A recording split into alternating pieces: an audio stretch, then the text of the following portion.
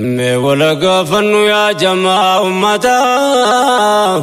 ummanni keenya kun yoo mara galfata taahira kachuufu yoom bakka argata utuu qabuudha beeyta'ee salphata dachii sarraan batu kuteerraa galfata keenya nurraa dhiigee kan ofii jaarrata abbaan isirraa baqata aroorroo nu dhasaa qabnaani tirgoo nu ta'ee gargaarsa keetiini.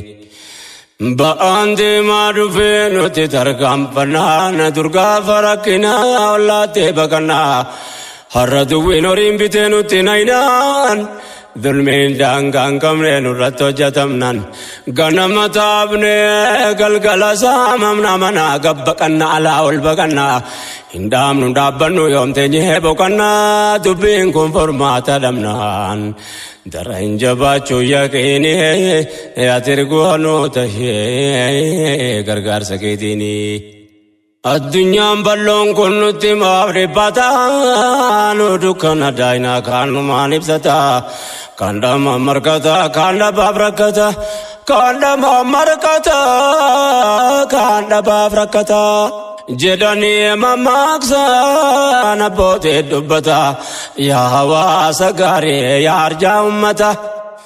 Arjaa kenneen qubne seenaa kee mul'ata qubsumni kee tolee miidhagaa bal'ata ambataarratee galfata nu dhiifnee jaallallaanii ati ergoo nu ta'ee gargaarsa keetiini. Yaa ummata keenya wanni walee dhaabnu kanaaf sana jenne hamba waan amannu qabna biyya maqaa barrattiin waamamnu. Bakkatti banne sanoofa barbaadannu yeroo nu gamtoomne mala wal gaafannu sanyii filatamaa akka qopheeffannu.